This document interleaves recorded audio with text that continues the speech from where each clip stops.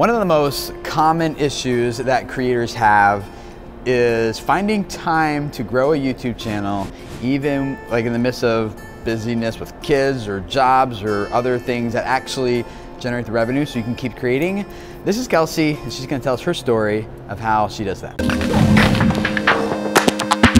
Hey guys, my name is Tim Schmoyer and welcome to Video Creators. This channel is all about helping you guys grow a YouTube audience so you can spread a message that reaches people and changes their lives. And sometimes it's really hard to actually do that the way you want to on YouTube when you've got a lot of other stuff going on. Tell us about who you are and tell us about your channel.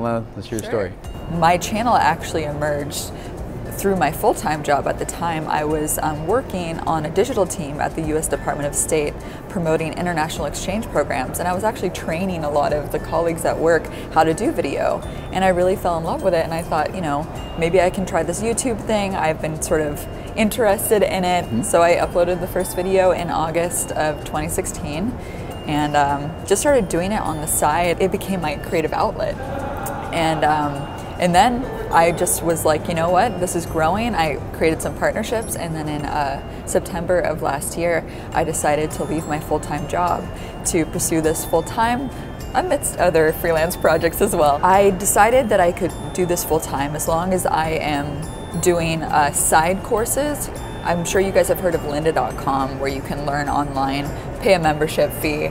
So it's kind of like what I already do, but instead it's for a company called Pluralsight, where I do full-length courses. So in a sense it kind of relates, because I can be like, hey, here's a quick tip on YouTube. By the way, you can go and watch my full course on how to do essential graphics in Premiere Pro or something like that. So that takes a lot of my attention too when I have to do that when I'm in the midst of production, because I'm authoring that entire course. Like, I'm writing it, I'm recording it, I'm editing it. That takes a lot of time. I have a lot of my own courses, yeah. And I think it's way underestimated how long it takes to put those together. It's a fine line, you know. I'm trying to be grateful for what I have, but also trying to work towards that ultimate goal, which is like creating videos that you guys will love and learn from, and just doing that. Yeah. You just feel like sometimes you're playing catch up and you get behind, and then you're like, oh, you see what other people are doing, and you kind of start to doubt yourself a little bit. But I'm always trying to stay as positive as I can. But yeah, it can get frustrated when I'm like, why did I decide to go to like grad school and have this student loan? But I've only been doing this for like a year and a half. Like, I need to have patience. I was getting frustrated by the fact that I wasn't making enough money from YouTube monetization alone. So I was like, okay, let's work with partners. And I was lucky enough to actually land my first sponsored video on my second YouTube video. I started doing like sponsored videos where I would just promote an entire product and explain it. And then I was like, you know what, I don't really want to just promote the entire, product, because that becomes too salesy, you know what I mean? I want to create videos on how to create something but still make revenue. So that was a problem for me, because then my viewers were like, you're just selling stuff, like I want to learn stuff. So that was a big problem. So to overcome that, Tim, what I did was I was like, hey, partners that we've had a relationship for over a year, what if you guys are interested in actually just helping me? I'll promote your product each month, we'll come up with a partnership model, and I'll just, subtly integrate your products in my work, and that way it's not solely focused on that particular product, but I'm still supporting them in other ways.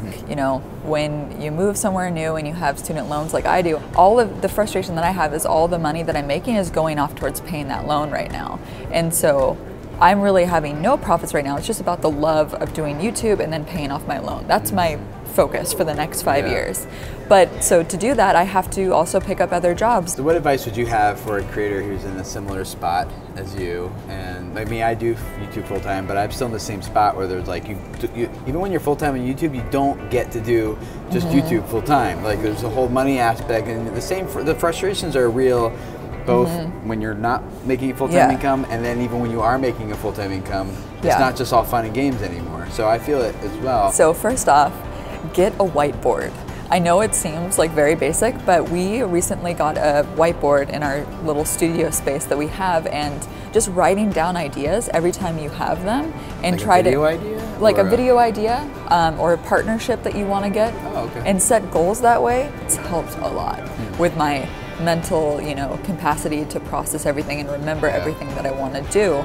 So do that, and then just make checklists. It helps you say, like, Now I know that that was way too much to take on, and now I can be like, okay, I can really only do like 3 things this week, and that's okay. You want to be creative, but you can't do it all. You need to just pick and choose, and then over time you'll learn what works and how to map out your week. And this is still something that I'm struggling with. Like, it's not one recipe that you can master in just a couple months. It takes like years of experience of finding who you are.